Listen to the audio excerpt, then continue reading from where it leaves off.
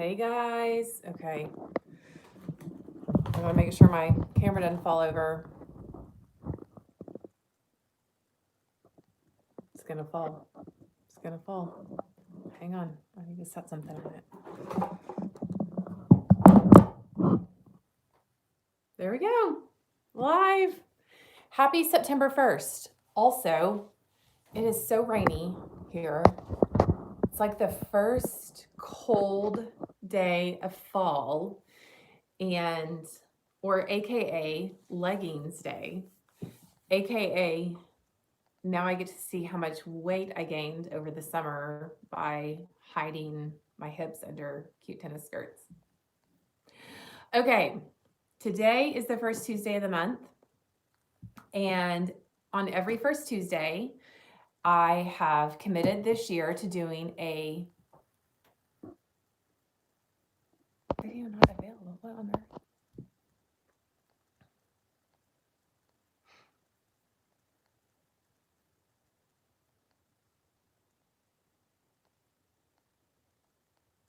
This look is me being annoyed with YouTube. Go live on the first Tuesday of every month. And we've tried it several different ways this year. It was kind of an initiative that I committed to doing for 12 months at the beginning of this year. First Tuesday of every month. That's 12 commitments of consistency. And I really wanted to move forward with that strategy. And we have run into so many hiccups. Not going live, lives on Instagram, not going the way we want them to, not being able to save files, not being able to reshare things, just so many things. But very exciting. There are all these limitations for going live on YouTube, and for some reason, it just started working for us. So here we are in September, and finally, if there's one thing that has gone right for myself personally in 2020, it's the fact that I can now go live on YouTube from a mobile device. That is probably not why you're here. I want to talk to you really quickly about if you are ready for massive change in your life, if you are frustrated with the way things have gone in 2020, if you feel like you are bracing for a very tumultuous fall, if you feel like just nothing's gone right, so nothing's going to go right, and really just starting to spiral down into just discouragement. I was talking to, I had a treatment yesterday at Skin Lab Injectables here in Oklahoma City, a local place, and was talking to the girl who was lasering my face. And she said, I said to her, I was like, I'm an Enneagram 7. I love a good party. I love hanging out with people, but really I'm fine. I can hang out with my family and close friends. I really don't need the parties until we get to right about October. And the idea that we might not be able to gather for like a Halloween party or Thanksgiving celebration or Christmas party is really, the girl who was doing my face, she was just like, yeah, that's depressing. And so if you feel that way too, I have a few little tips that I am focusing on right now in my personal life, and I'd like to share them with you. These are things that you can do today. You can do it immediately to make a change for yourself for the remainder of this year. And the first thing that I would love to challenge you to do is to shift your mindset. And this has been a really yucky year for all of us, but we have a choice as to how we respond to these situations. And we can choose to either have a bad attitude about it and grumble and complain and talk about how miserable it has been and how much we hate it. Or we can choose to look at it as an opportunity. And I know that's probably like the medicine that you don't want to hear.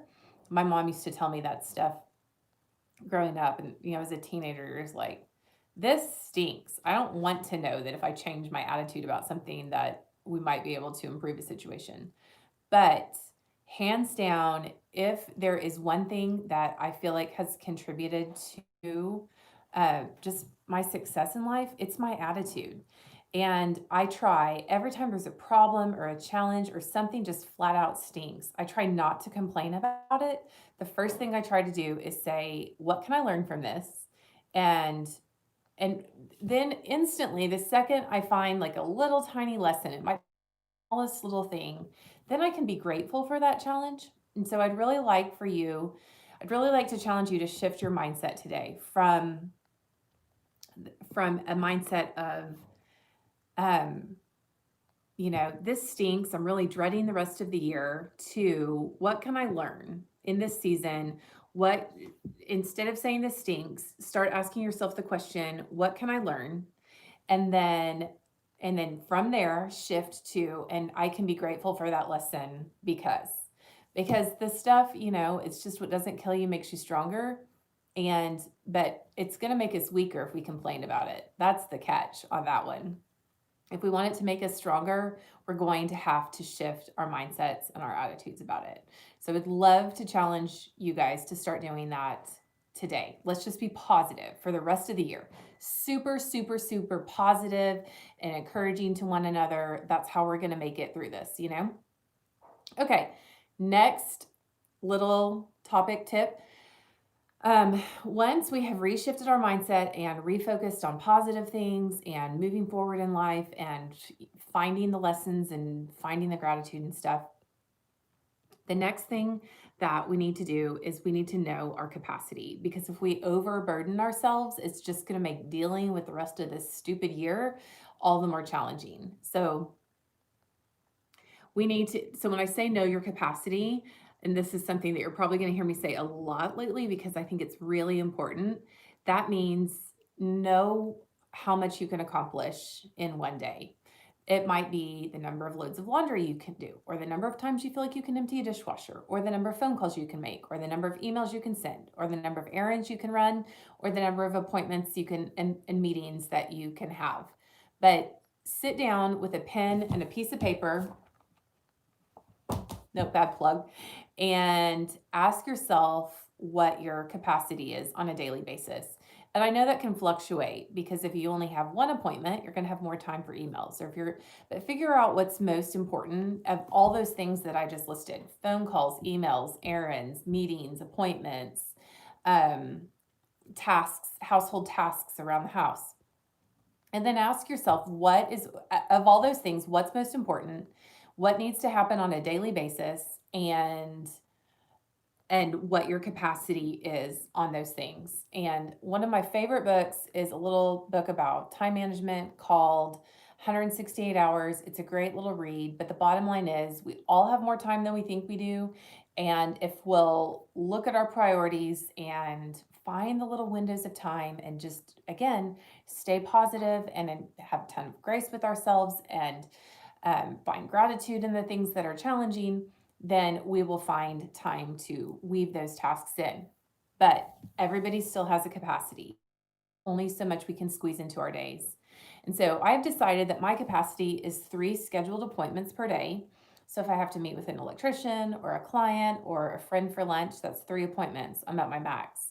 I know that I can squeeze in my loads of laundry, my emails, my calls, maybe a couple of errands around those things. But today I have 3 errands, and I know that that's gonna drain me. I know that sounds like a lot, but for me, like getting in the car and getting out, and I have to return a bunch of stuff and drop some stuff off and um, go to a carpet store and work with the carpet people, and it's gonna be challenging. So my capacity today, I know I'm maxed. Um, so I would encourage you to know your capacity. And then the last thing that I would like to encourage you to do is to know your energy levels. And I feel like has become easier for me as I've gotten older. So depending on where you are in life, my energy level right now is in the morning. Now, when I was in high school, it definitely was not in the morning. College, probably about noon. But right now, I know that I operate at my most efficient and I get the best value out of the effort that I put forth right about 10 a.m., right about this window of time. And little bit before this. I'm still kind of trying to figure out what the day looks like. By the time I get over to 1 o'clock, I hit a really major energy slump, and I know that I can rebound and get a little bit more stuff done in the evening.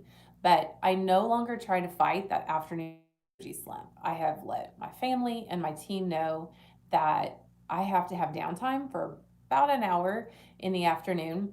And that leads me to my last point, which is don't be ashamed to nap. If this pandemic has brought us anything that we can be grateful for, I hope, and this is me going back to my first point, trying to find the little positive things and the lessons and the gratitude. It's that we all need rest. And by taking the time, getting off our feet, figuring out what renews our energy, figuring out when we've got energy, figuring out how to manage our energy, when we do all that stuff, it really helps us optimize our skills and our gifts for the world's, you know, so that the world can get the best of us and who we are and who we are created to be.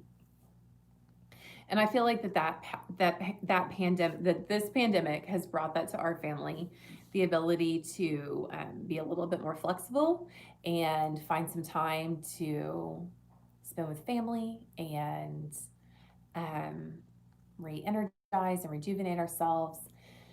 And I hope that does it. I hope that you can do that too. So, quick recap if you're just now joining us. Positive attitudes, that's the biggest mindset shift we can make. Find the lesson and then find the gratitude. Know your capacity and know how much you can do every day, whatever that is. Prioritize for your capacity and then know your energy levels and figure out different ways that you can manage those best. And then last but not least, rest.